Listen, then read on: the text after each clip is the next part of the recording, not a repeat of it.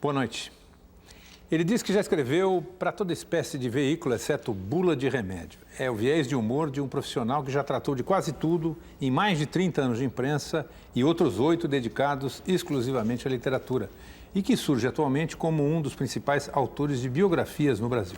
Em 30 segundos, a entrevista de Rui Castro, jornalista e escritor que está hoje no centro do Roda Viva.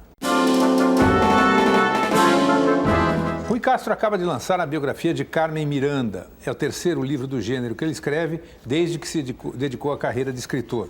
A literatura veio depois de toda uma vida profissional na grande imprensa que começou nos anos 60, no Rio de Janeiro. Minha alma canta, vejo o Rio de Janeiro. Eu não moro no Rio, eu namoro o Rio. A frase de Tom Jobim também marcou a vida de Rui Castro, mineiro de Caratinga, que pelo tanto que foi ao Rio de Janeiro quando menino, acabou virando carioca por adoção. Aos 16 anos, já morava na cidade. Foi em 1964, anos do golpe militar.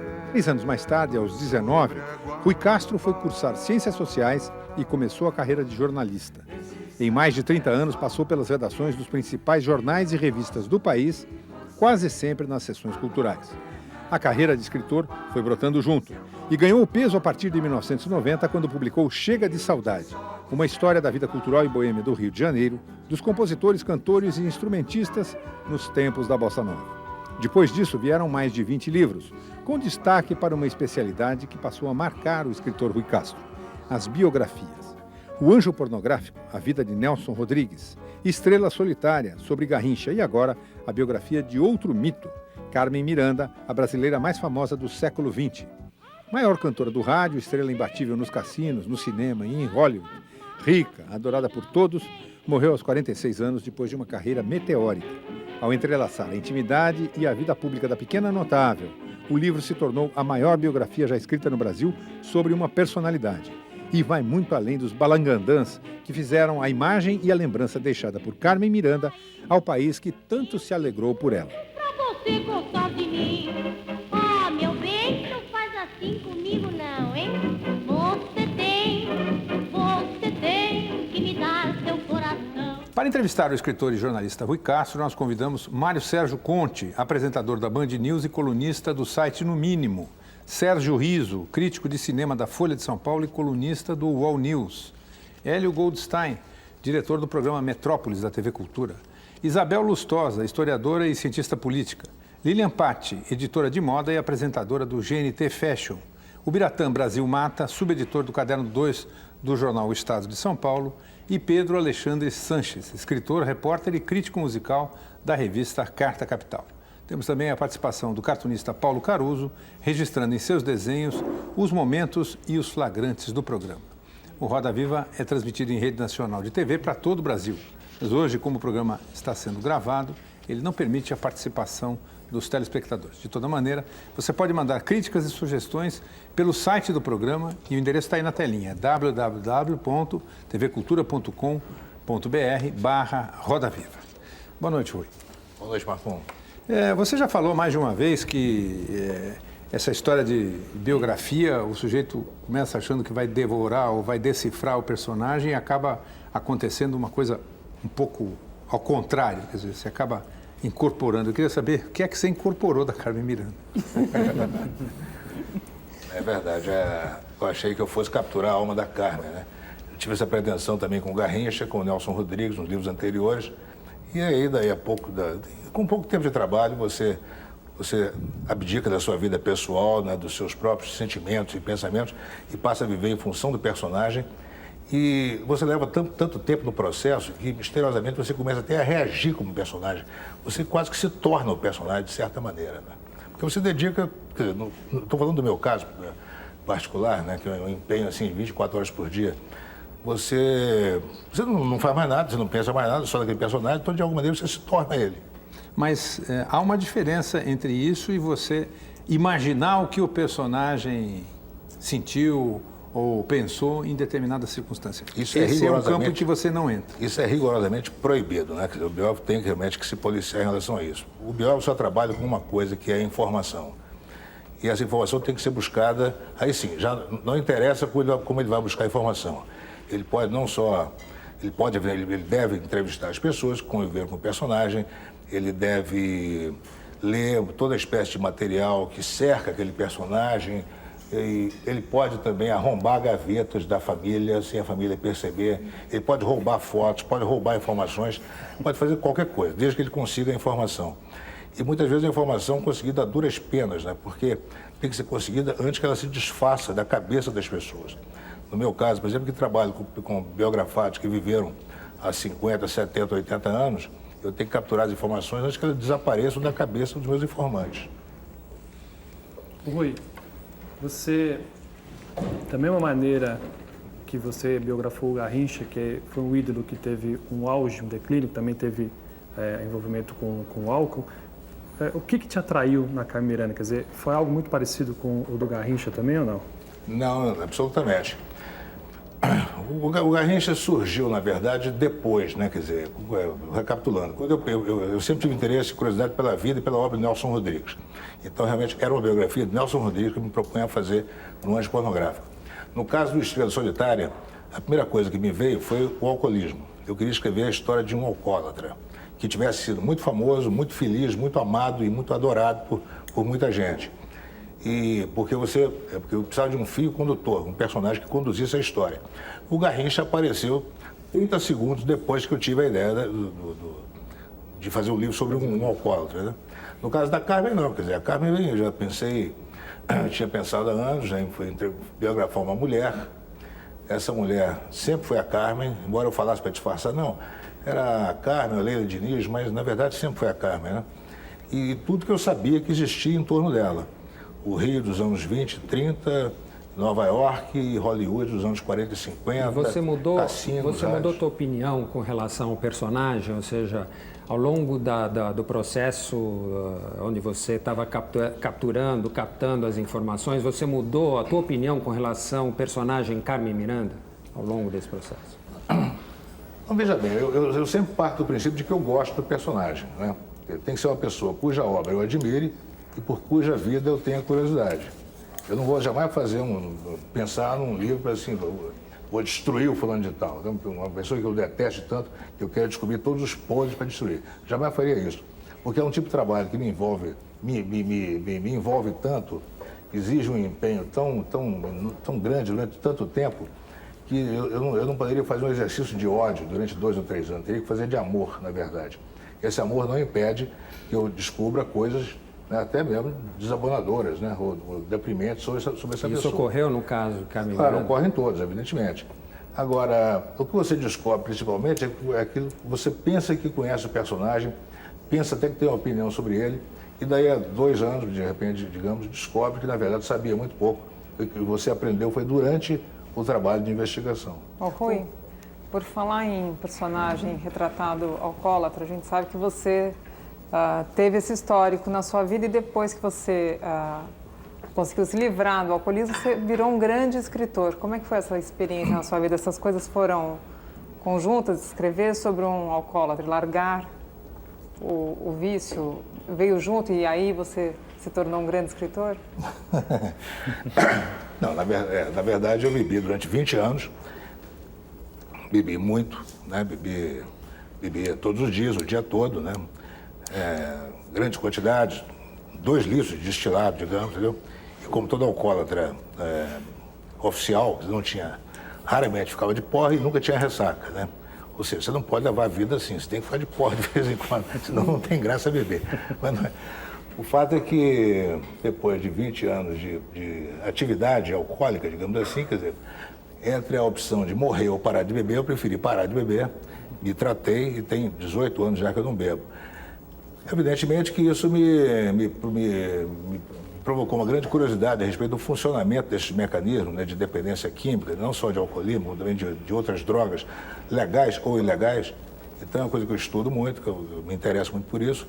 E é normal que, de repente, eu possa identificar esse tipo de coisa em alguns personagens, né, que eu acabo eventualmente biografando. Não é? Exceto o caso do Garrincha, o Nelson Rodrigues não tinha um problema de dependência química e a Carmen, infelizmente, tinha. Enorme. Né, A partir de um certo momento, ela se tornou uma dependente de estimulantes, de soníferos e, no fim da vida, de álcool. Mas não foi isso que determinou exatamente o meu interesse por ela. O que acontece é que, para mim, o personagem tem que ter uma vida dramática, né? Tem que fazer coisas fabulosas, extraordinárias, e tem que acontecer coisas tristes, trágicas com ele também. Senão a vida dele não tem graça, né? Rui, com relação à pesquisa, você é um pesquisador minucioso, né, obsessivo. Eu me lembro do Chega de Saudade, você foi atrás da carteirinha do clube do pessoal da Tijuca, de Iê, né, uma coisa que era um tema lateral. Bossa Nova, Isabel, pelo amor de Deus, não confunda. Tinha o pessoal da Tijuca, do Erasmo Carlos, Tim Maia, que eu me lembro, você fez essa parte, verdade, o Roberto Carlos, enfim. E a coisa da minúcia é uma coisa do obsessivo, né? Vai buscar até... Eu queria que você falasse assim, como é que a pesquisa nesses 3 livros que eu conheço bem, o Chega de Saudade, o Nelson Rodrigues, o Carmen e também o Garrincha, como é que ela é feita para você? Tipo, você, claro, você falou, se apaixona pelo personagem, é importante, você já vem de um contato anterior com o personagem, mas você também desenvolve aí uma coisa no entorno do personagem, né? Aquele universo dos jornalistas em torno do Nelson Rodrigues, esse que eu falei do Chega de Saudade, que foi além, né? Acabou virando uma história da Zona Sul do Rio, né? Você acabou desenvolvendo uma coisa geográfica aí sobre as idas da música popular. E agora, no Carmen Miranda, juntou uma coisa de Brasil com uma outra paixão sua, que é a cultura norte-americana, né? Desde o livro do Mencken, uma série Dorothy Parker, enfim, uma série de coisas que você acabou elaborando nessa pesquisa melhor, né? Juntando uma coisa da cultura brasileira, que é parte do teu repertório, com um universo do show norte-americano, essa coisa extremamente dramática que foi a trajetória dela lá. O que acontece é que os biografados são interessantes não apenas por si, como também pela época a época e o local em que eles vivem, né? Quer dizer, será muito mais interessante você tratar de uma pessoa que viveu numa época fabulosa, em que as coisas estavam acontecendo, e num lugar também que propiciava esse tipo de acontecimento. E a Carmen, quer dizer, isso aconteceu, quando eu fiz o Chega de Saudade, que é a história da Bossa Nova, eu me senti na obrigação de retratar todo o panorama da vida noturna e boêmia do Rio, dos anos 50 e 60, principalmente. No livro do Nelson, não só todo o panorama do teatro, mas antes disso, do jornalismo brasileiro, né? O pai do Nelson foi um jornalista importante, então eu sempre, quando eu pensava, bom, o dia que eu começar a escrever esse livro do Nelson, eu vou ter grande prazer em descrever em detalhes o interior da redação do jornal do pai do Nelson Rodrigues, Mário Rodrigues, o jornal Crítica, em que o Nelson começou com 13 anos de idade. Esse jornal foi empastelado na Revolução de 30. Esse livro foi escrito em 1992, né? Ou seja, 62 anos depois. E eu me orgulhei de ter conseguido descrever o interior da redação, como os jornalistas escreviam à mão, em papel almaço, né? Não existia máquina de escrever, só tinha um telefone. Ou seja, eu consegui isso porque eu conversei com 3 pessoas que conheceram essa redação por dentro, e até um deles trabalhou nela, que era o Nassara, né? Antes de morrer, já bastante surdo, eu conversei com o Nassara, que era cartunista do coisa. Enfim, eu consegui reproduzir esse interior da redação. No caso também do Nelson, a peça Vestido de Noiva, né? Que foi o grande divisor de água do teatro brasileiro. Eu botei um desafio para mim, que eu iria descobrir tudo o que aconteceu antes, durante e depois da noite de estreia de Noiva, no palco, na plateia e nos bastidores. Uma coisa que nunca tinha sido levantada em lugar nenhum antes. Aí eu consegui achar uma atriz, a dona Estela Perry, que interpretou Lúcia nessa montagem, e por ela eu cheguei em outros e herdei uma grande quantidade de material jornalístico, de recortes e anotações pessoais dela. Ou seja, a graça da coisa está nisso, de você reconstituir toda uma época, um ambiente, um lugar, né? E de preferência não é para dar um caráter histórico, né? É para situar a pessoa realmente, para o leitor ter uma ideia da importância daquela pessoa, né? Saber que ela viveu num momento especial, né, da história da humanidade, e que ela foi uma pessoa especial num momento especial. Rui, em pesquisa, você vem de uma época antiga, agora a gente tem computador, internet, mecanismos de busca, Google, Isso facilita ou dificulta o seu trabalho de pesquisa? Mário Sérgio, pela primeira vez no livro da Carmen, eu usei o Google e usei a internet. Até então não tinha usado. E por uma razão muito simples. A internet estava meio no começo ainda e os chamados conteúdos que eu precisava, que ela poderia me fornecer, ainda não estavam embutidos na internet. Na verdade, eu fui o fornecedor de conteúdos para o Google e para a internet até o meu livro sobre Ipanema, né?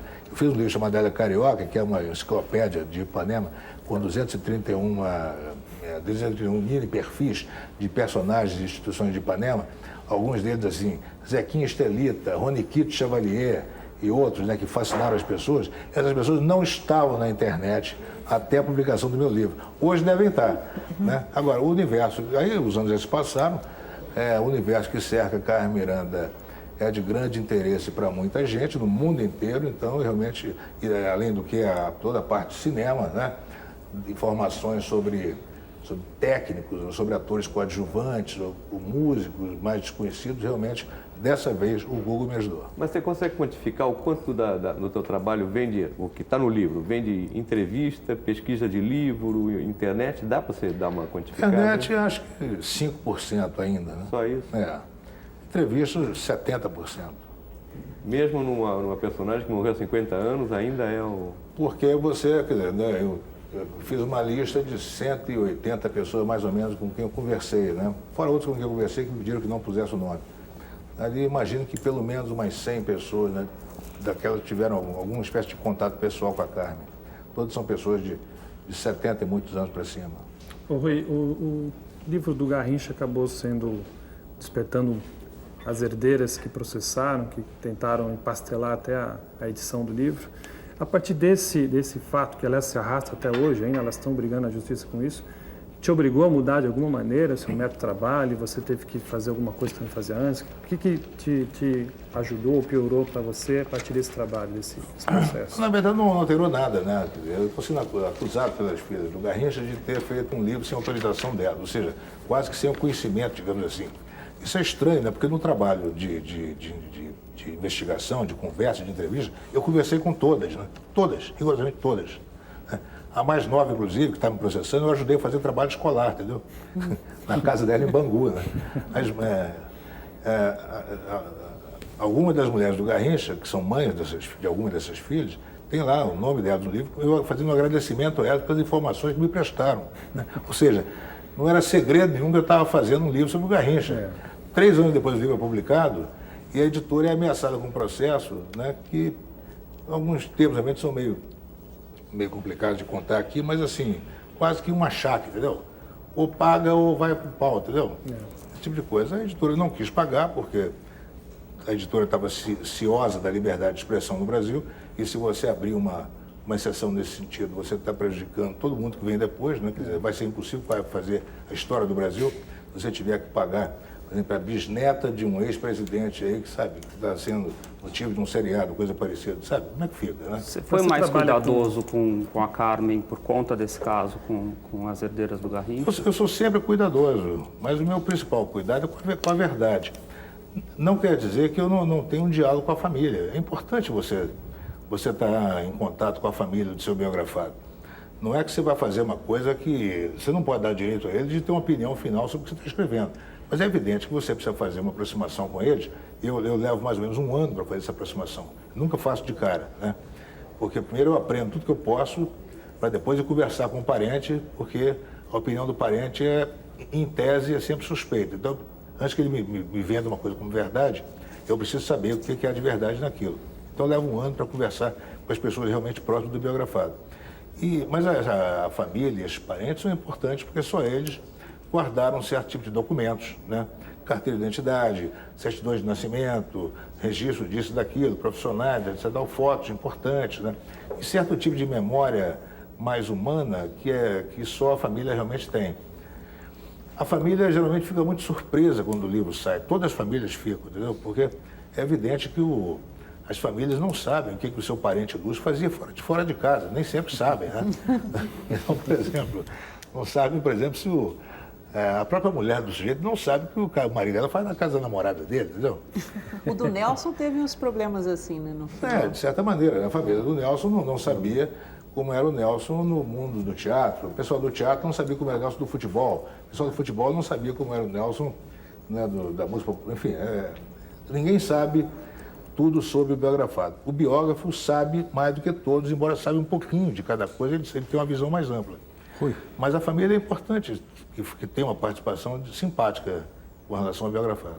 Rui, antes da gente ir para o intervalo, eu queria só que você comentasse aqui, por dever de ofício jornalístico, a decisão do Superior Tribunal de Justiça, agora de 17 de fevereiro, sexta-feira, que reconheceu que as filhas do Garrincha têm direito ao recebimento de compensação por danos morais e materiais da editora.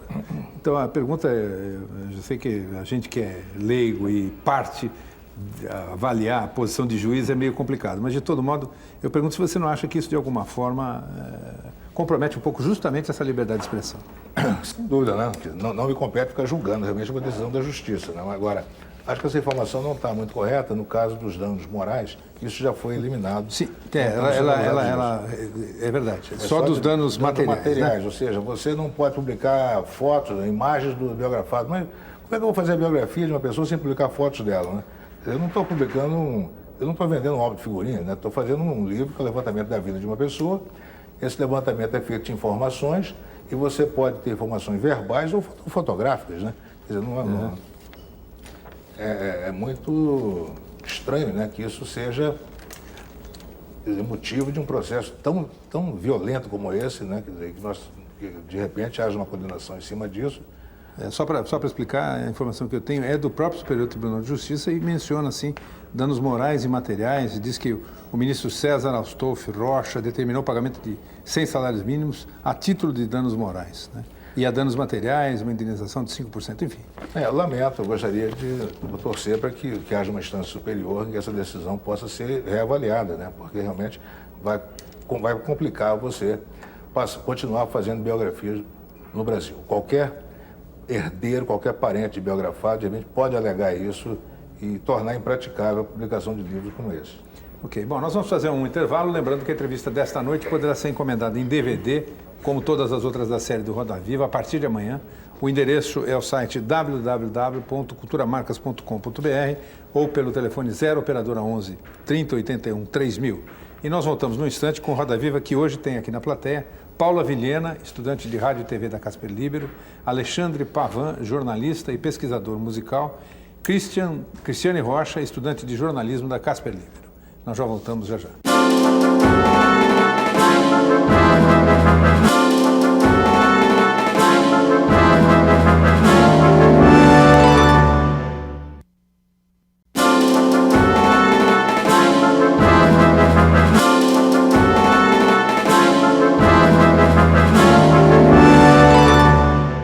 Estamos de volta com Roda Viva, que nesta noite exibe um programa gravado, portanto não permite a participação dos telespectadores. Mas de todo modo, você pode acessar a página do programa na internet, o endereço é www.tvcultura.com.br, Roda Viva, e por aí enviar sua crítica, sua sugestão de outros entrevistados, sua avaliação do programa.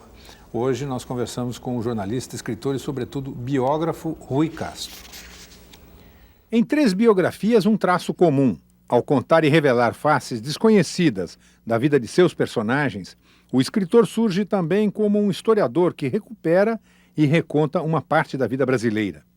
O Anjo Pornográfico, sobre o jornalista, escritor e dramaturgo Nelson Rodrigues, repassa 80 anos de história do Brasil. Estrela Solitária também abre o olhar para o Rio de Janeiro e o Brasil dos anos 50 e 60, ao contar a vida do genial Garrincha.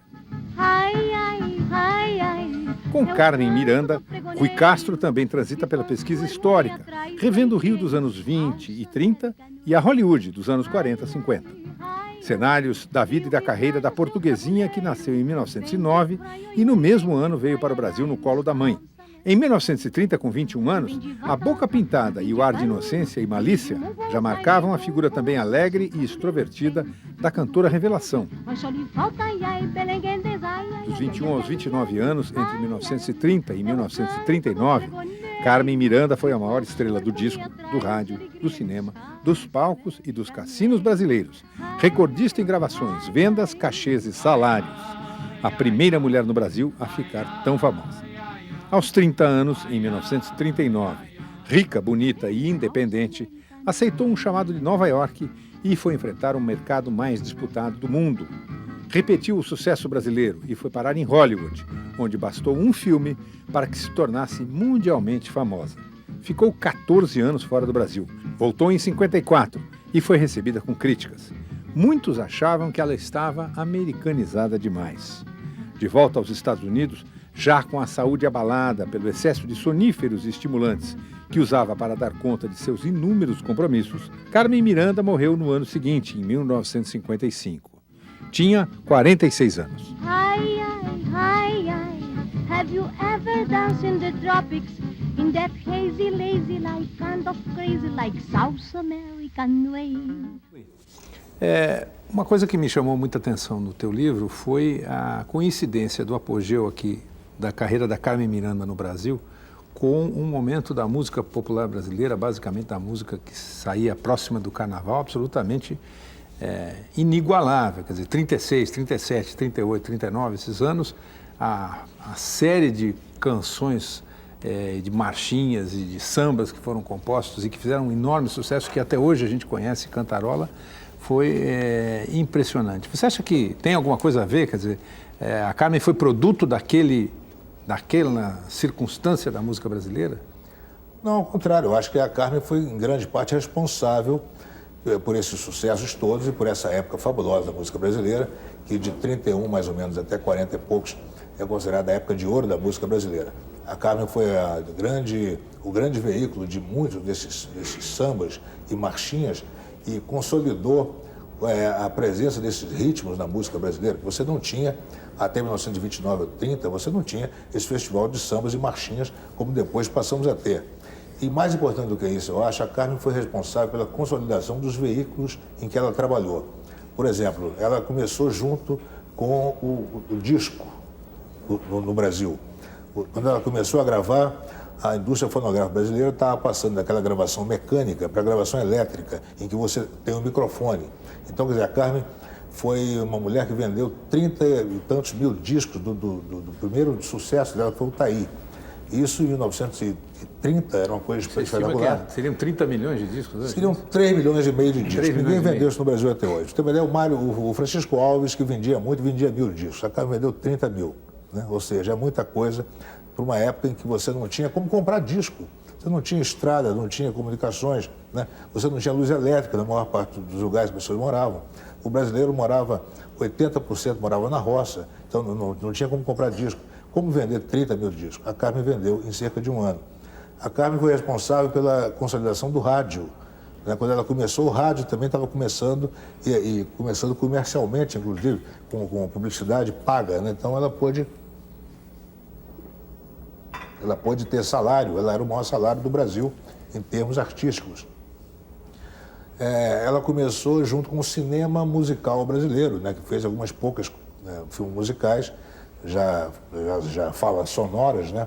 A Carmen, quando começou, ela, em 1934, 35, fez 3 ou 4 filmes em que ela cantava. Naquela época você não tinha televisão, as pessoas sabiam como era, ouviam a voz do artista, não sabiam como ele era, só com os filmes, né? Então, quer dizer, a Carmen foi importante para isso. E, finalmente, a Carmen consolidou a coisa de cantar em cassino, que até então, até 1935, 36, os cassinos importantes do Brasil, que estavam todos no Rio, né? O Cassino da Urca, o Cassino Atlântico, o Cassino do Copacabana Palace, não apresentavam atrações brasileiras porque os seus proprietários achavam que se você ouvir um artista de graça no rádio, o que você pagaria para sair de casa para vê-lo cantar ao vivo, né?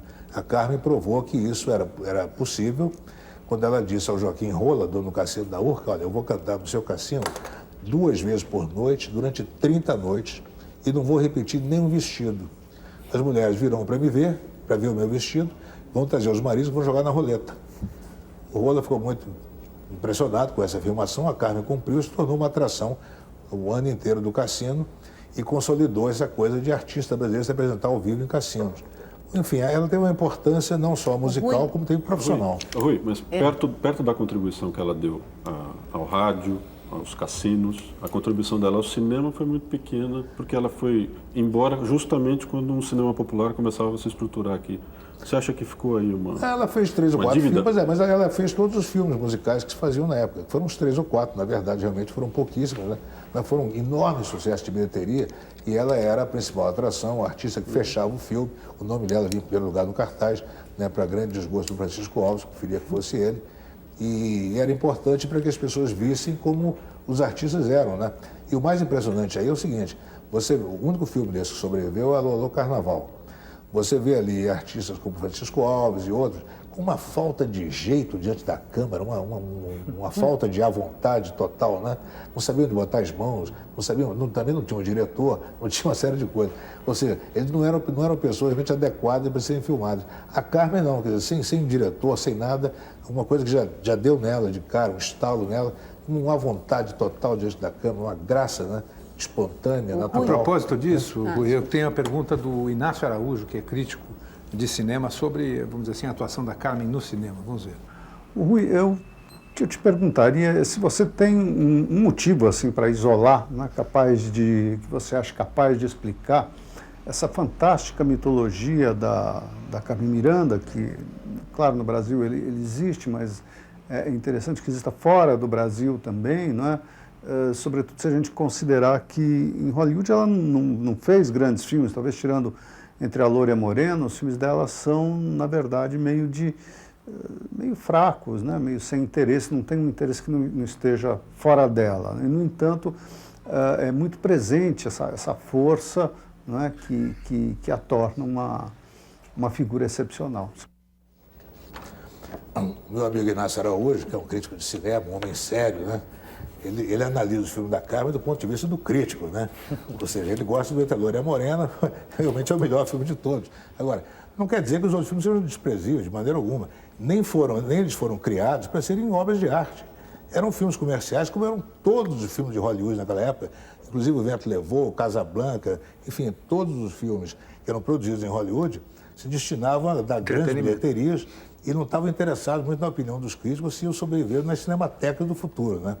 Então, os filmes da Carmen eram extremamente bem elaborados, caprichados, né? E ela foi uma informação nova, realmente, para todo mundo na época, porque quando ela surgiu, foi filmada pela primeira vez, em janeiro de 1940, para o filme Serenata Tropical, para você ter uma ideia, o Technicolor tinha praticamente acabado de ser aperfeiçoado. O Technicolor, que depois nós passamos a conhecer, tinha pouco mais de um ano de existência, né? Para você fazer o filme em Technicolor, era uma coisa do outro mundo, encarecia, triplicava o custo da produção. Então, eram poucos filmes que eram feitos em cores. E se descobriu imediatamente que a Carmen era a garota propaganda do filme em cores, né? Ninguém tinha tanta cor no cinema americano, nenhuma pessoa carregava em si tantas cores na roupa, na maquiagem, no turbante e tudo mais. Então, foram filmes que foram construídos muito em função da indumentária da Carmen e da espontaneidade e da graça dela. E isso era uma informação nova na vida, não só no cinema, como na vida americana, né? Quer dizer, você imagina uma senhora do Idaho, né? Ou de Iowa, né? Que são estados americanos, né? Onde a luz elétrica tinha chegado há pouco tempo, etc. Tal, vendo aquela mulher, né? Com aquelas cores, né? Quer dizer, era uma coisa espetacular para a época. E ainda é. A Carmen sempre teve esse domínio da imagem muito forte, né? Quer dizer, quando ela não era quase ninguém, ela já falava que ela ia usar um vestido por noite para atrair atenção. Como é que veio esse instinto dela com moda que era tão forte? Você acha que é da época que ela trabalhava fabricando chapéus? Olha, você vê que naquela época era meio que obrigatório que as moças brasileiras soubessem costurar, né? Todas eram ensinadas a costurar pelas mães ou pelas irmãs mais velhas, né? A Carmen aprendeu a costurar com a irmã mais velha, Olinda, de um ano e meio a mais do que ela. E a Olinda tinha grande jeito para costura, também para fabricar chapéus, né? Gostava de se maquiar, gostava de carnaval, costurava suas próprias fantasias. Era uma moça que saía à rua, já trabalhava fora, por acaso também fazendo chapéus, e sabia todas as marchinhas, músicas de cor. Ela passou tudo isso para a Carmen e a Carmen até a superou, na verdade, né? A Olinda morreu muito jovem. Eu acredito que se a Olinda não tivesse morrido tão jovem, ela teria sido talvez a primeira Carmen Miranda, né? Mas a Carmen Além de tudo, ela criava, né? Quer dizer, ela não só costurava, como ela começou a criar uma persona, né? Exatamente. As pessoas se identificam, quando se fala em moda relativa a Carmen Miranda, as pessoas pensam na fantasia de baiana e nas fantasias extravagantes do cinema americano que criava para ela. Mas é preciso ver que, antes disso, nos anos 30, ela era uma mulher elegante que criava roupas, né, intuitivamente, roupas de sair, né, assim, até com um toque meio masculino. Ela teve a coragem de pedir a um alfaiate que fizesse terninhos masculinos para ela, né? Ou seja, isso em 1932, era 33, acho que era uma coisa chocante. Me parece que Buenos Aires era um centro importante da moda no mundo, na época. Buenos Aires toda era chiquérrima, né? E a Carmen fazia sucesso em Buenos Aires a tal ponto que se tornou uma espécie de modelo favorita da grande fotógrafa Anne-Marie Heinrich, que fotografava todo mundo elegante que chegava em Buenos Aires. As fotos hoje são espetaculares. Agora, esse acervo gigantesco de fantasias e turbantes que ela tinha, ficou tudo nos Estados Unidos ou a família... Não, o país, demos um salto, né? Quer dizer, ela foi para os Estados Unidos, se revelou fazendo aqueles filmes todos, com aquele tipo de fantasia extravagante. O material que ela usava nos filmes, ela comprava, levava para casa, readaptava, fazia outros parecidos, enfim, ela tinha um guarda-roupa monumental, com centenas de baianas, centenas de sapatos de plataforma, que, aliás, também foi ela que inventou o sapato de plataforma. Em 1934, ela teve a ideia de fazer um sapato que a tornasse mais alta do que o 1,52 m dela e pediu a um sapateiro da Rua do Catete que fizesse um protótipo da plataforma, né? Ela nunca registrou isso, nem patenteou. A plataforma foi adotada pelo mundo inteiro até hoje, né? Até hoje a brasileira adora uma plataforma. Exatamente. E se pagassem royalties pela plataforma, os sobrinhos tataranetos da Carmen, né, estariam ricos, né? Jamais poderiam trabalhar. Mas acho que fazia parte da coisa dela de criar com grande espontaneidade e queria saber se queria render dinheiro ou não, né? Rui. Só respondendo, todo o acervo dela de roupas, juntamente com os turbantes, os sapatos, as fotos, as condecorações do governo americano, os álbuns de recortes, todo o material, as joias, os balangandãs, as bijuterias, todo esse material supostamente barato foi doado generosamente pelo viúvo dela à família na morte dela. Menos as joias que ele ficaram com ele, Ele só ficou né? com as coisas assim, menos importantes, que foram as casas, né, em Beverly Hills, em Palm Springs, os postos de petróleo da sociedade com John Wayne, as barras de ouro e platina no banco, o saldo bancário. Isso ele conservou. Você trata ele no livro como um vilão e o que você acabou de falar leva um pouco para essa direção também. Ele era um vilão, ele era um bandido hollywoodiano que a Carmen Miranda, a pobre Carmen Miranda, caiu nas garras dele. Não, veja bem, alguém falou que a Carmen, eu tornei a Carmen uma vítima, né, de um complô internacional. Não é isso. Eu acho que até me parece que o Sebastião era até um bobo, na verdade, né? Ele era um pequeno esperto, um espertinho, na verdade, que foi suficiente para que ele seduzisse a Carmen, né, que pegasse a Carmen num momento delicado da vida dela, com 38 para 39 anos, querendo ser mãe, solteira, né? Não se podia ser mãe solteira naquela época, ela teria que casar. Tinha deixado de casar, já tinha perdido várias oportunidades de casar no passado, né? Com até partidos muito bons. E, querendo desesperadamente ser mãe, aceitou aquela proposta de casamento de um sujeito que realmente não estava à altura dela, né? Porque sem talento nenhum, sem grande caráter, aparentemente, né? Quer dizer, não sei nem se tinha tanto amor a ela, na verdade, também. E esse sujeito se beneficiou, evidentemente. Agora, que fim que ele levou, Rui? Que fim levou ele? Ele morreu há uns 10 ou 12 anos, né? Muito bem de vida, morreu com mais de 80 anos, numa boa, tranquilamente. Nunca ajudou a família, nada? Ele tentou se apoderar das propriedades também no Rio, né? Que era a Casa da Urca. Ele era casado em comunhão de bens, né? Ela que fez essa besteira. Se bem que pelas leis da Califórnia, quando você casa como comunhão de bens, o que você adquiriu antes do casamento não entra. Não entra. Mas ele fez com que entrasse. E a família da Carmen no Rio, infelizmente, nunca foi de muito reivindicar, né? Então, preferiram deixar as coisas com ele, enquanto conservavam o patrimônio daqui, né? As casas na Urca, umas salas comerciais na Presidente Vargas, etc. Mas, tanto eu não acho que o Sebastião foi o vilão total, que, ao contrário do que a família acha, eu não acho que o Sebastião foi responsável pela derrocada física dela. Eu fiquei um pouco com a imprão que você achava isso, lendo Não, o livro. absolutamente. Ele foi a pedra final para destruir a vida. Ele ajudou, né? Ele deu Pode ter ajudado, mas se não fosse ele, teria talvez sido outra coisa, né? Quer dizer, a Carmen começou a usar os remédios para dormir, para acordar, desde 1940. Ela só se casou em 47. Então, quer dizer, quando ele a conheceu, ela já estava num processo de dependência já altamente estabelecido. Quer dizer, ao contrário do que a família pensou durante anos, ele não foi o vilão nesse sentido. Teria sido Hollywood? Não, mas ele introduziu o alcoolismo teria na sido vida a dela. vontade de trabalhar, de fazer as coisas, o pique, né? Você está num pique, você não consegue diminuir, então você quer fazer as coisas, você quer fazer filme, quer cantar no nightclub, quer cantar no cassino, quer gravar disco, quer viajar, porque você gosta de fazer isso. Vai ver que talvez ela jogasse a angústia dela no trabalho e para continuar trabalhando teria que se suprir desse tipo de medicamento que, como se descobriu depois, era muito perigoso e ela não conseguiu se salvar. Que na época eles não sabiam, mas no livro você fala que ele é que levou ela a começar a beber, quer dizer... Não, ele não levou ela a começar a beber, ninguém leva ninguém a começar a beber. Aconteceu que ele bebia e ela achou ali um pretexto bom para começar finalmente a beber. Ela não bebia nada antes. Mas se não fosse ele, talvez tivesse sido outra pessoa.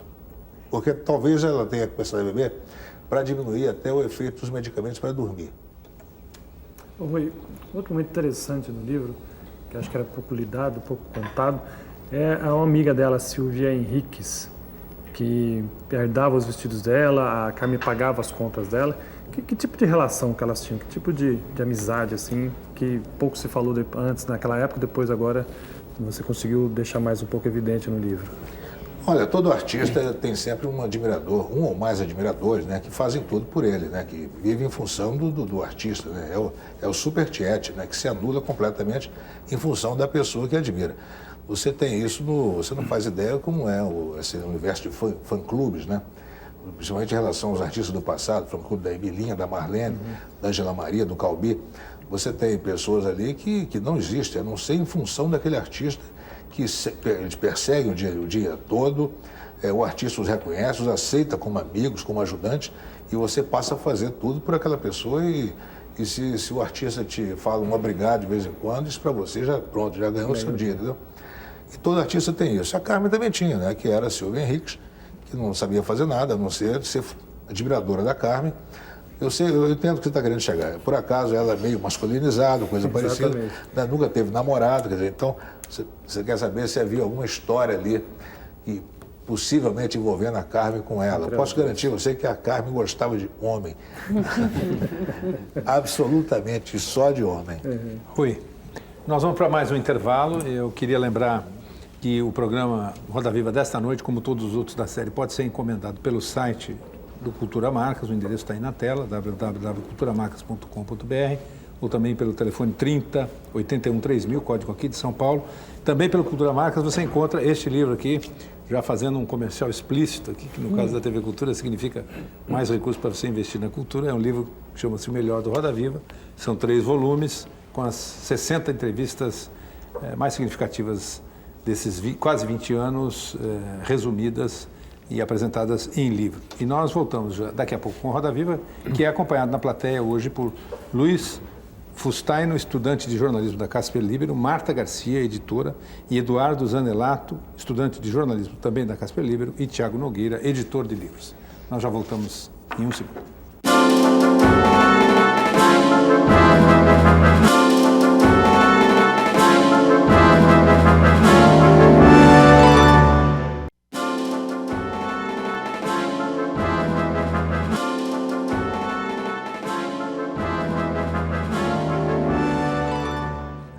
Com Roda Viva, hoje num programa gravado que, desse modo, não permite a participação dos telespectadores. Mas você que está em casa pode mandar suas críticas, suas sugestões, suas reclamações sobre o programa, e até seus elogios, para o site do Roda Viva, que é www.tvcultura.com.br/Roda Viva. Esta noite entrevistamos o jornalista e escritor Rui Castro, que já dedicou parte da sua obra ao humor. Foram 3 livros: O Melhor do Mau Humor, O Amor de Mau Humor e O Poder de Mau Humor. Coletâneas de frases, em geral mal-humoradas, às vezes ranzinzas, cínicas ou críticas e que, por isso mesmo, carregam cada uma sua dose de humor. Uma das várias frases de Nelson Rodrigues: o brasileiro é um feriado. Numa outra, o economista Adam Smith fala que a ambição universal dos homens é viver colhendo o que nunca plantaram. Para o cronista esportivo Dom José Cavaca, maldito é o goleiro. Onde ele pisa, não nasce nem grama. E o barão de Itararé já alertava: negociata é todo bom negócio para o qual não fomos convidados. Com os 3 livros esgotados, Rui Castro reuniu o melhor de cada um, acrescentou mais 400 citações novas e fez Mau Humor, uma antologia definitiva de frases venenosas, 1.700 no total, ditas contra tudo e contra todos. Ô, Rui, você além de ter, digamos, publicado esses livros falando do humor ou do mau humor, você tem um texto frequentemente humorado, quer dizer, vários pontos do que você está escrevendo, seja sobre a biografia de alguém, ou seja, artigos e coisas que você escreve sobre outros temas, tem o humor como parte integrante. E a pergunta é: você é um cara bem-humorado? Total, porque essa coisa do texto bem-humorado, quando eu estou escrevendo, eu finjo que não me leva a sério, entendeu? Não, mas eu acho interessante você procurar sempre o lado pitoresco, engraçado, né? Existem palavras que são engraçadas. A palavra minhoca, por exemplo, é uma palavra engraçada. Mas, né? A palavra minhoca parece uma minhoca, na verdade. Né? Então, quer dizer, quando eu escrevo, eu procuro não só ver o lado... tentar temperar, de repente, uma coisa dramática, né? com alguma coisa mais engraçada que o personagem tenha dito ou tenha feito, e usar palavras engraçadas também. Isso é uma coisa que eu faço até meio... Como você descreve seu estilo? Como você descreveria esse estilo? Como você transforma uma criatura real num personagem? Bom, primeiro, isso é outra coisa, né? Você tem que conversar com muita gente que vai te reproduzir diálogos daquela pessoa, para você tentar reproduzir a dicção da pessoa. Então, isso você só consegue, se você nunca falou com aquela pessoa ao vivo, você conversando com gente que tenha conversado com ela, e aí você tira uma média, mais ou menos, da maneira da pessoa falar. No caso da Carmen, por exemplo, as pessoas, quando me reproduziam falas dela, eu notava que havia um padrão ali, né? Quer dizer, era uma coisa assim, muito espontânea. Um palavrão. Um palavrão. Porque falava de palavrão. Tinha palavrão, tinha muita gíria, né? Tinha uma maneira meio escandalosa de falar. Você não quis comparar com Leila Diniz? Não teve essa tentação? Porque tem umas características tão parecidas, né, em termos de personagem. Mas a Leila Diniz não podia nem sobrevoar o meu livro da Carmen, porque o livro termina em 55 com a morte dela. E a Leila Diniz é uma figura dos anos 60 e 70. Sim, mas os personagens têm coisas... Mas não me competia ficar fazendo comparações da Leila com a Carmen, embora, evidentemente, a Carmen tenha sido uma espécie de pré-Leila na época dela. Ô, Rui, quando que a Carmen virou um ícone gay? E você acha justo que ela seja reconhecida hoje mais como um ícone gay ou não? Eu acho que ela é um ícone fashion. Bom, alguns dizem que ela os gays gostam dela, né? Que ela é a primeira que saiu montada. Pra não sair. Isso começou nos Estados Unidos, né? Não creio que aqui no Brasil, na carreira brasileira dela, tivesse isso, não. Teve nos Estados Unidos, assim, ela começou, né, a extrapolar nas baianas, com os turbantes. Evidentemente que, numa época de enorme repressão sexual, quer dizer, ela devia ser uma coisa assim inatingível, né, para determinadas pessoas, né, que gostariam de fazer aquilo que ela fazia. Mesmo assim, apesar de numa época muito conservadora, eu conto no livro que em 44, 45 ela foi levada a uma boate gay em São Francisco, que já existia, né, toda essa mitologia gay em São Francisco, foi levada onde ela para conhecer alguns travestis que se vestiam como ela. Em 51, também tem essa informação que eu botei no livro, ela já tinha sido considerada a mulher mais imitada dos Estados Unidos no ano de 51. Aí você pode botar, quer dizer, isso considerando que já tinha sido imitado pelo Mickey Rooney, pelo Jerry Lewis, por uma série de artistas, né? Milton Berle e vários outros. Mas em 51 ela ser eleita a mulher mais imitada dos Estados Unidos, você pode ter certeza que 80% desses imitadores eram gays, né? Então essa afinidade do mundo gay para com ela já existia desde, imagino que, meados dos anos 40. Eu não creio que isso a incomodasse muito, né? Embora se ela achasse que a apreciação dela fosse restrita a isso, talvez ela não gostasse. Né? Mas hoje, você acha que ela... Tem a minha impressão que nos Estados Unidos era conhecida mais como um ícone gay ou fashion, como diz a Lilian. Isso você acha justo, injusto, restritivo ou não? O que você pode fazer? Você não pode controlar muito a possibilidade das pessoas. Né? Imagina, por exemplo, se você dissesse, por exemplo, que o Chaplin, né? Que um amigo nosso até queria abolir a figura do Papai Noel, por exemplo, e botar o Chaplin como ícone da bondade humana, da generosidade, né? Se o mundo soubesse que o Chaplin foi um dos maiores sovinas da história da humanidade, né? Sabe, que Papai Noel, mais sem sentido, né? Então, quer dizer, você não pode controlar, o Chaplin passou a posteridade como sendo uma figura generosa, maravilhosa, né? Então, você não pode controlar a sua posteridade. Agora, é importante realmente, que, como é isso que a Lilian está dizendo, que haja também o mundo hétero está querendo ter a Carmen para ele também. Né? A Carmen tem que deixar de ser uma exclusividade do mundo gay e também passar a pertencer ao mundo hétero. E eu estou fazendo... Eu estou tentando fazer isso. Mas, inclusive, acabando um pouco com essa história de chamar a Carmen de tia Carmen, não porque é tia Carmen, tia nada, entendeu? Ela tem que voltar a ser a menina, a garotinha, a nossa irmã, a nossa namoradinha, a pequena notável, entendeu? Mas eu me engano ou vamos dizer assim, o departamento sexual da vida da Carmen você tratou com luvas? Porque há várias menções que você faz ao longo do livro, e nem todas eu vou reproduzir aqui, porque... não de ser um programa sério, né, sobre a vida sexual da Carmen, mas você não escancara, pelo menos é a impressão que eu tenho, quer dizer, ou pelo menos o que me passou pela cabeça como uma fantasia. Você fez leitura dinâmica, porque está lá dito com todas as letras que a Carmen começou a vida sexual dela com 16 anos de idade, isso em 1925, ou seja, não é brincadeira isso, né? Quer dizer, naquela época você... Se saber que você tinha uma vida sexual com o seu namorado, mesmo assim você continuar sendo recebida em sociedade, levada pelo namorado dela, por acaso um remador do Flamengo, né? Mário Cunha, né? Mário Cunha, filho de uma família influente, quer dizer, que tinha acesso ao Yacht Club, ao Country Club, ao Jockey Club, a vários lugares, quer dizer, ele levava a Carmen, que na vida real era uma balconista de chapelaria, né? Com quem ele tinha uma relação sexual. Ou seja, ela era aceita nesse ambiente, por quê? Pela graça dela, pela espontaneidade dela.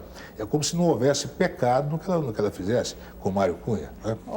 E isso vai sendo explicado ao longo do livro, né? Não só isso, como também tem a história que eu conto lá, ela brigando com o Mário Cunha, quer dizer, o Mário Cunha brigando com ela, querendo desfazer o namoro, e ela, dentro do carro, vai levantando a barra da saia, mostrando as pernocas. Quer continuar brigando? Ou seja...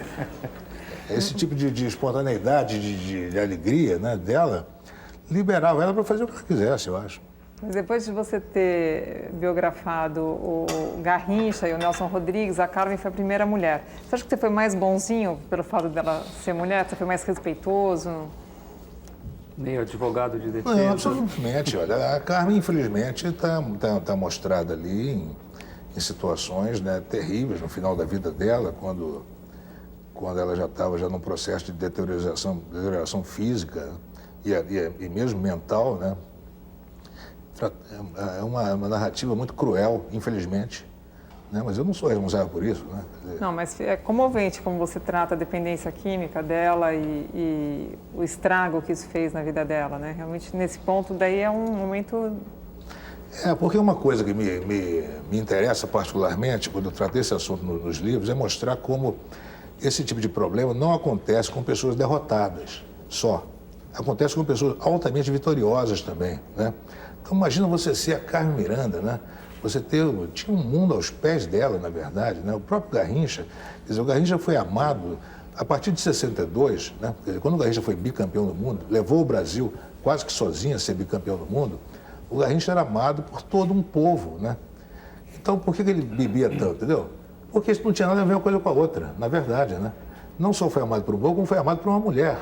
Tremendamente, que foi a Elza Soares, né? Mesmo assim, quer dizer, entrou num processo de destruição que não tem necessariamente, e não tem muitas vezes a ver com nenhum problema psicológico, entendeu? O Garrincha não tinha. Aliás, imaginar o Garrincha com um problema psicológico é quase que uma contradição em termos, né? passou a ter problema porque bebia monstruosamente, bebia euforicamente, bebia porque bebia alegremente, né? Se beneficiava da bebida, inclusive, tinha uma vida airosa, ótima, namorava todo mundo, etc. Tal, até que isso começou a destruí-lo, né? A mesma coisa a Carmen. Ela era uma mulher, estava no apogeu da carreira dela, super solicitada, ganhava uma fortuna. As pessoas não faziam ideia no Brasil, e mesmo hoje não fazemos ideia exatamente quanto a Carmen ganhava de dinheiro, né? Assim, são cachês hoje da ordem dos grandes superstars de hoje, de cachês de Madonna, cachês dos Rolling Stones, né? Se não forem mais altos, né? E com uma agenda assustadora, né? Uma agenda Você acha que ela era trabalhava o dia workaholic, todo. por isso que ela se submetia a tantas pílulas, a tantas... Ela não estava numa máquina moedora de gente, isso não explicaria tudo o que aconteceu. O sucesso não pode ser É evidente, um claro. indutor de dependência Exatamente, química. mas veja bem, assim como é perigoso ficar responsabilizando o fracasso, também não podemos ficar responsabilizando o sucesso. E você Ela entrou nessa concorda vida porque ela quis, né? Você Porque concorda fazia bem a ela. com a Mas ninguém declaração sabia da também os Carmen efeitos, de né? que está no teu livro, que é: devo meu sucesso 30% à minha voz, 30% à minha disposição e 50% às minhas fantasias. Você vê que aqui sobraram 10%. Né? Falou que era exagerado. Que era exagerado. Você concorda com isso? Não, ela era Seriam muito as modesta, na verdade, né? Quer dizer, a fantasia era um adereço, um ornamento. Você imagina que botar aquilo em cima de outra pessoa, quer dizer, sabe? Se pusesse a fantasia da Carmen em cima da Joan Fontaine ou da Olivia de Havilland, que era contemporânea dela, eu não sei se daria certo, entendeu? Daria certo que botava em cima dela. E ela já era Carmen Miranda antes de usar a fantasia. Antes de fantasiar de baiana, ela já era... Fantasia que ela, com 1,5 m, segurava uma fantasia dessa, né? Me diz Exatamente, uma coisa... tendo que dançar em cima de 20 centímetros, né? A coisa você falou a ida dela para os Estados Unidos bem antes da política de boa vizinhança, que a Carmen está vivendo essa história dela em pleno contexto do Getúlio Vargas, etc. Sempre se especulou um pouco qual teria sido a relação dela com o Getúlio ditador, etc. Na coisa do Walt Disney também, a irmã, a Aurora Miranda, foi escolhida no lugar dela. Quer dizer, foi escolhida não, foi viável fazer, inclusive a história como que o Dorival Caymmi entra no filme no lugar do Ari Barroso. Eu queria que você falasse um pouquinho disso, porque é sempre muito misturado aí do ponto de vista da história do Brasil desse período, né? A política de boa vizinhança, que na verdade começa em 1940, muito depois. Tem um mito que ela foi um produto da política da boa vizinhança, acho que o teu livro acaba com isso. Essa história está bem contada no livro, com começo, meio e fim, nessa ordem, que é como eu prefiro, aliás, contar as histórias. Mas a relação dela com o Getúlio era nenhuma, né? Porque o Getúlio, até inventar, porque a Carmen era amante do Getúlio, mas não era. A Carmen tinha 1,52 m, o Getúlio tinha 1,53 m, 54 e os dois gostavam de gente alta, entendeu? Então, um não achava a menor graça um no outro, né? E essa história de que a Carmen teria sido um produto da política de boa vizinhança, isso nós devemos debitar isso, ou acreditar, a mania do brasileiro de achar que quando um brasileiro faz sucesso lá fora, é porque alguém promoveu alguma coisa que fez com que a pessoa se desse bem. Nunca é por mérito próprio da pessoa, né? Isso aconteceu com todos os nossos grandes nomes lá fora, né? A Carmen foi levada para os Estados Unidos devido ao seu próprio mérito como artista, que foi enxergado por um empresário teatral riquíssimo, o empresário mais rico dos Estados Unidos, que não tinha que fazer nenhum favor ao Roosevelt. Ao contrário, o Roosevelt devia ficar bem com o Schubert, né, que é esse empresário teatral. O Schubert veio ao Rio, viu a Carmen no Cassino da Urca, se empolgou e achou que ela podia ser uma fonte de renda para ele nos Estados Unidos. E a levou para lá. O que aconteceu é que o sucesso da Carmen, imediatamente no Teatro Nova York, foi uma coisa tão assustadora, tão avassaladora, que todos os outros veículos se interessaram imediatamente por ela, né? Então, o rádio, o nightclub, a publicidade, o outdoor, a aparição pessoal, a moda, o Diabo 4, todo mundo queria a Carmen Miranda. Nem se falava de política de boa vizinhança, não havia nada concreto de política de boa vizinhança nessa época, nem a Carmen era arrolada necessariamente como sendo um ícone dessa chamada política. Quando não havia nem guerra, inclusive, né? Não é que os Estados Unidos não tivessem entrado na guerra em 1939, quando ela chegou lá. Não havia nem guerra na Europa, né? Os Estados Unidos só iriam entrar na guerra em 1941. Havia realmente no ar uma coisa de política de boa vizinhança como uma espécie de estado de espírito, né? Mas nunca como uma política de Estado. Mas houve uma certa ajuda do governo brasileiro para a ida não dela, mas sim do Bando da Lua, que esse empresário justamente não quis patrocinar Exatamente, ainda, né? mas aí não aquela tinha feira de Nova York. Não tinha nada a ver com Boa Vizinhança. Tinha a ver um pouco com Getúlio Vargas e, enfim, tinha a ver com promover a imagem do Brasil lá fora. Exatamente, do Departamento de Imprensa e Propaganda do governo brasileiro, um governo meio fascista, coisa parecida, de ter uma pessoa lá fora que fosse uma espécie de cartão postal dele próprio ditador, né, o presidente Getúlio Vargas. Nada a ver com os americanos. O que aconteceu, Mário, que quando eu estava fazendo o livro, eu comecei a pensar, bom, por que falam tanto que a Polícia de Boa Vizinhança foi essa coisa tão importante no cinema americano, fizeram tanto filme? Eu tirei da estante todos os livros, os filmes da Metro, da Paramount, da Warner, da Fox, da Universal, eu tenho um livro para cada um, com todos os filmes de cada estúdio. E comecei a procurar de 39 a 45, dando assim uma ampla margem de tempo, os filmes que esses estúdios produziram sobre política de boa vizinhança. A Metro não fez nenhum, a Paramount não fez nenhum, a Warner não fez nenhum, a Universal não fez nenhum. Quem que fez? A Fox. Por quê? Porque tinha Carmen. E a RKO, que mandou o Orson Welles para o Brasil, filmar aqui, e fez os filmes com o Walt Disney, porque ela era distribuidora. E por que a RKO fez isso? Porque ela pertencia à família de Nelson Rockefeller, que era o principal interessado por boa vizinhança. Então, quer dizer, concluir que em matéria de filme, de ficção, a política de boa vizinhança não apenas não criou a Carmen, como foi criado por causa dela. E a Carmen artisticamente? Por que hoje quase não se ouve Carmen Miranda? Você achava que o que ela fazia era bom, ainda hoje é relevante, tem influência, deve-se ouvir Carmen Miranda? Eu acho que a coisa mais importante a fazer hoje em dia é ouvir Carmen Miranda. Por quê? Para se ver o passado glorioso da música brasileira, dos anos 30, né? Todos aqueles sambas, todas aquelas marchas, toda aquela maneira, a riqueza das orquestrações do Pixinguinha, do Benedito Lacerda, a alegria daquelas músicas, a inteligência daquelas letras. E esse material hoje pode ser, de novo, ouvido com qualidade de som. Claro que não é super qualidade de som dos discos gravados hoje, mas há maneira de limpar aquilo e há lançamentos em CD com o que você pode ouvir com aquilo perfeitamente. E eu tenho certeza, até por experiência própria de todas as pessoas que me cercam e até pessoas com quem eu não tenho tanta proximidade, que por causa do meu livro começaram a se interessar. Bom, deixa eu ouvir essa mulher que o Rui fala tanto. Começaram a ouvir e não conseguiram parar mais também. Ou seja, se tornaram enormes fãs de Carmen Miranda, porque é o tipo de cantor. Identificaram na Carmen a matriz, na verdade, de todos os cantores brasileiros de bossa existentes desde então, que surgiram desde então. Se você imaginar que a música brasileira, ou qualquer música, pode ser dividida em duas músicas básicas, uma música de caráter mais romântico e uma música de caráter mais criativo, mais jocoso, mais buliçoso, mais engraçado. A Carmen foi a mãe, a matriz, digamos, de todos esses cantores, desde Ciro Monteiro, Moreira da Silva, Aracide Almeida, Joel de Almeida, Lúcio Alves, aí você veio, Emilinha Borba, Marlene, João Gilberto, sem dúvida, não existiria sem Carmen Miranda. E os pós-João Gilberto também, Daniela Mercury, Ivete Sangalo, todos são filhos de Carmen Miranda. Alguns melhores, outros piores, evidentemente. Rui Castro, vamos fazer mais um intervalo do Roda Viva, que esta noite tem na plateia Fernanda Padilha, atriz, Ricardo Calfá, economista, Renata Padilha, psicóloga, e Júlio Daio Borges, editor do Digestivo Cultural. A gente volta já já.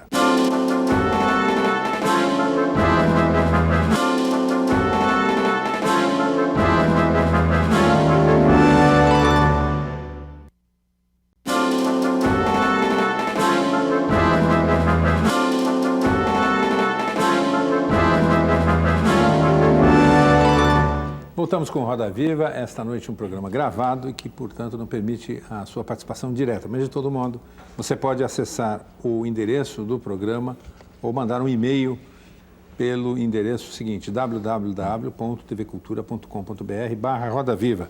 E por aí você pode mandar sua crítica, sua sugestão, sua proposta de outros entrevistados para o nosso programa, sua avaliação desse nosso Roda Viva. Esse tipo de contato é bastante importante para a gente saber, afinal de contas, para onde estamos indo. Entrevistado desta noite é o jornalista e escritor Rui Castro, que sabe bem o que é ser um entrevistador. Em 30 anos de jornalismo, até se dedicar integralmente à carreira de escritor, Rui Castro também deixou na imprensa sua marca de entrevistador. Registrou em jornais e principalmente em revistas masculinas como a Playboy, grandes entrevistas com personalidades que a cada momento chamavam a atenção dos brasileiros. Entre outros, em 1981, Paulo César Caju, um dos principais jogadores da era Pelé. Tom Jobim, que em 1988 dedicou boa parte de seu tempo a receber prêmios e honrarias. E Tim Maia, em 91, no auge do seu agito musical. Entrevistas reunidas numa edição histórica publicada no ano passado com as 30 melhores entrevistas da revista Playboy. Rui, essa longa experiência que você tem como entrevistador, entre outros veículos, no tempo em que a revista Playboy tinha você como editor contribuinte, o responsável por aquelas grandes entrevistas mensais, de alguma forma te deu matéria-prima para fazer esse tipo de trabalho? Me ensinou, né, como se fazia uma entrevista. Eu já tinha vários anos já de tarimba em imprensa, né, já tinha mais de 10 anos, né, em jornal e revista, mas a Playboy me permitiu aprender certas coisas, né? Por exemplo, não fazer mais de uma pergunta de cada vez, né? Porque se eu fizer mais de uma pergunta, fizer duas, o cara só responde a segunda ou responde aquele que é mais conveniente, né? Outra coisa, você, quando dá aquele branco, né, entre entrevistador e entrevistado, o entrevistador não tentar preencher o branco. Deixa o branco, entendeu? Deixa aquele silêncio. O entrevistado vai sempre dizer alguma coisa que ele não queria dizer. Você está ali para ouvir. Agora, o mais importante realmente que eu aprendi ali foi a me preparar para uma entrevista, né? Eu nunca fui para uma entrevista da Playboy com menos de 150 perguntas no papel, com todas as alternativas possíveis. Assim, pergunta 30... Primeiro, as primeiras 20, 30 perguntas, só pergunta boa, né? Pergunta que o cara ia gostar de responder. As perguntas mais importantes, mais incisivas, a partir do número 40 ou 50, por aí, quando ele estivesse já mais relaxado. E com alternativas, tipo assim, pergunta 49, tal pergunta. Se ele responder X, a pergunta seguinte é tal. Se ele responder Y, a pergunta seguinte é outra, né? Enfim, está muito preparado para toda eventualidade. E muitas vezes já saber a resposta de antemão e perguntar de propósito, né? Então, quer dizer, eu apliquei tudo isso quando eu comecei a trabalhar com os livros, né, com os levantamentos históricos, com as biografias, eu usei toda essa tarimba de entrevistador, inclusive de voltar ao entrevistado daí a 6 meses e fazer as mesmas perguntas para ver se ele respondia igual. Rui, e aí por que você não trabalha com equipe quando você faz esse trabalho de biografias? Assim, você prefere fazer sozinho? A equipe não te ajudaria, pelo menos, a ganhar tempo, até a te abrir mais o leque com informações? Porque o trabalho de equipe é tão bom, Bira, que eu não divido com ninguém, entendeu? Essa é a parte boa do trabalho. Agora, Rui, você aprender tudo e ir conversar com as pessoas e ter o privilégio de conversar com pessoas que estiveram lá, ou foram protagonistas, ou personagens, ou coadjuvantes, ou testemunhas do que aconteceu. Sabe, eu acho um privilégio ter convivido durante anos, né, durante o trabalho, com pessoas que tiveram o tempo todo ao lado do Nelson Rodrigues, ou jogaram com Garrincha, ou foram amigos ou namorados de Carmen Miranda, ou se apaixonados por ela. Enfim, você está ali ao lado de uma pessoa que esteve lá, né? É fabuloso. E se eu mandar alguém fazer isso no meu lugar, essa pessoa vai se divertir, entendeu? E não eu. E segundo, suponho que essa pessoa teria que ter todo o universo do livro na cabeça, que ela não tem obrigação de ter, só eu tenho essa obrigação. Então não há possibilidade de eu ser surpreendido. Se a fonte tiver alguma coisa fabulosa para dizer que não consta das minhas anotações, eu vou saber na hora interpretar e fazer uma pergunta dirigida àquilo. Se eu mandar alguém fazer isso por mim, eu vou perder tudo isso. Então, teus livros falam muito de memória, que é uma coisa que o Brasil não tem, né? Muita. E eu mesmo estou fazendo o livro do biquíni, que você sabe, é uma dificuldade. Cada vez que eu vou num arquivo, fazer uma pesquisa, as bibliotecas estão todas vazias, enfim, tudo muito mal. Mas o pessoal não vai de biquíni para a biblioteca. As fotos de quando eles foram também não estão lá, as revistas também não estão. Você teve essa dificuldade também? O tempo todo, né? O livro da Carmen foi uma corrida contra duas coisas, contra a morte e contra a desmemória, né?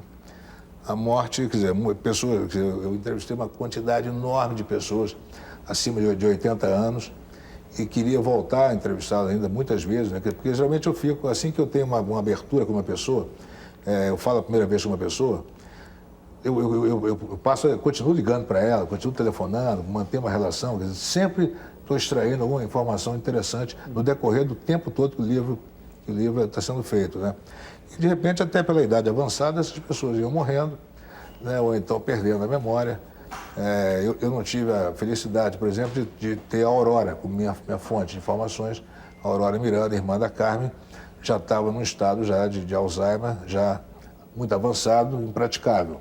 Em compensação, tive acesso ainda frequente, bastante bom, com a Cecília, irmã mais velha da Aurora, que respondia de bate-pronto as perguntas mais interessantes, que permitiu reconstituir uma série de coisas fabulosas da infância da Carmen, delas, né, nos diversos endereços que moraram no Rio. Isso para grande surpresa até da filha da Aurora, da Cecília, né, minha querida amiga Carminha, sobrinha da Carmen, que nunca tinha ocorrido a ela perguntar essas coisas à própria mãe, né? De repente tinha alguém de fora perguntando e levantando uma coisa formidável do passado da família dela. Agora, tinha te falado do acervo dela, você disse que o Sebastião mandou para cá. Agora, teve uma exposição recentemente no Rio, sobre a Carmen Miranda, que vai vir para São Paulo. Na verdade, tinha muito pouco, até perto de tudo, né? Não é que tinha pouco, mas perto do que ela fez, perto do que ela tinha. Onde é que foi parar isso? Olha, querida, aqui é o seguinte, tinha bastante coisa em relação ao Brasil, né? Poderia ter mais, mas não esqueça, nós estamos no Brasil. Esse material pertence ao Museu Carmen Miranda, que vive com enorme dificuldade. Não houve dinheiro. O governo, nosso querido governo, as leis aí, o nosso ministro da Cultura e outros não foram generosos com o 50º da morte de Carmen Miranda. Preferiram aplicar o dinheiro na recuperação do reggae ou do axé, ou sei lá de quê, do ano da Bahia na França, etc. Entendeu? Então faltou dinheiro para Carmen Miranda. Então a exposição foi feita com muito pouco dinheiro. Previa-se a restauração de uma quantidade enorme de vestidos, por exemplo, que não pôde ser feita, né? Agora mesmo, por exemplo, a exposição está vindo para São Paulo, a exposição é formidável, tem cerca de 700 imagens, mas poderia ser muito melhor.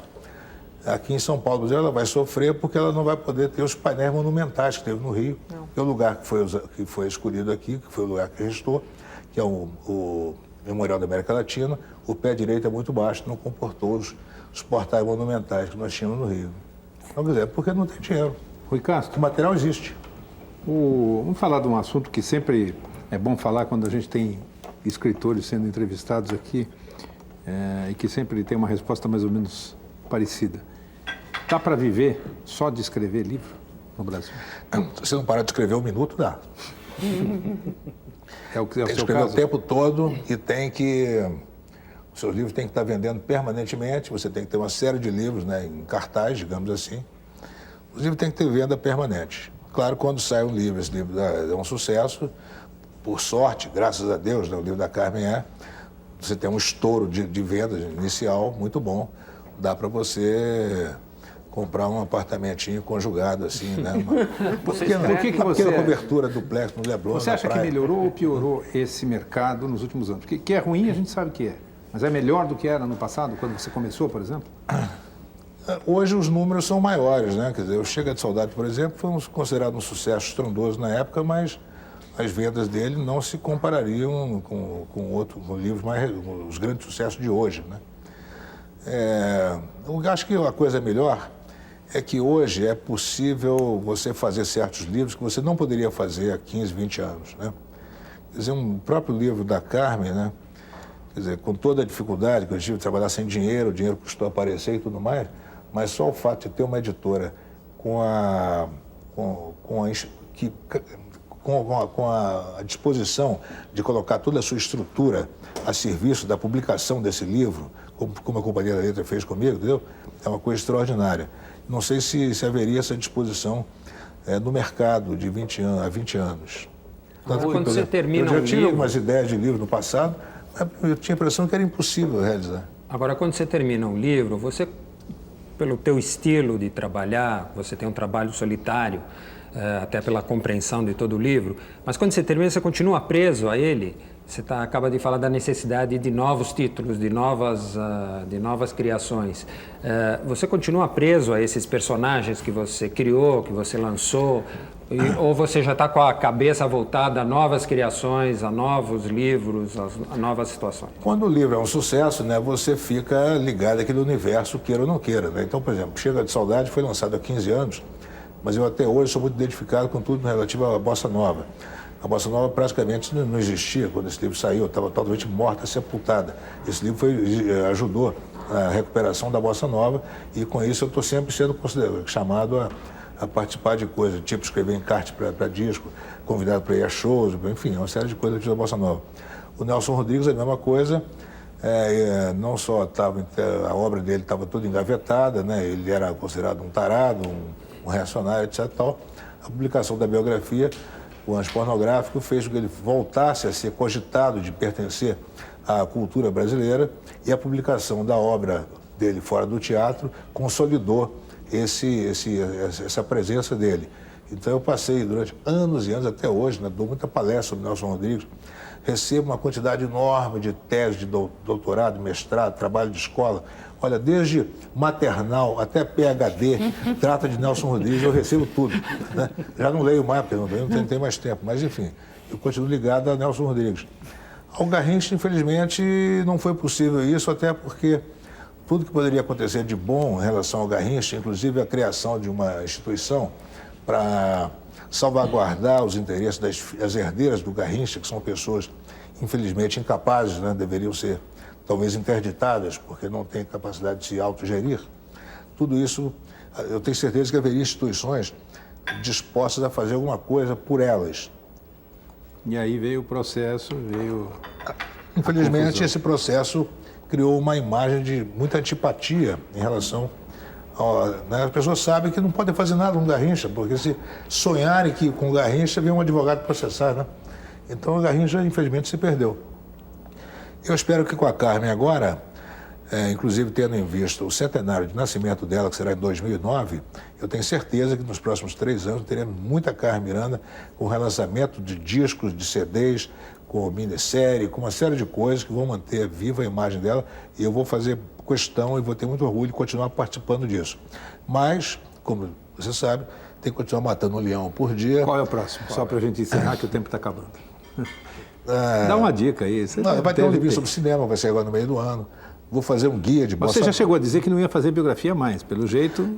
Pois é, mas a Carmen me fez mudar de ideia, né? Só ela me fez mudar de ideia. Eu não vai repetir a frase não fazer outra, tão cedo, né? Tá certo. Rui Castro, muito obrigado pela sua entrevista. Obrigado a nossos entrevistadores. A você que está em casa, um bom final de carnaval. E na próxima segunda-feira, dia 6, nós estaremos de volta. Uma ótima semana e até lá.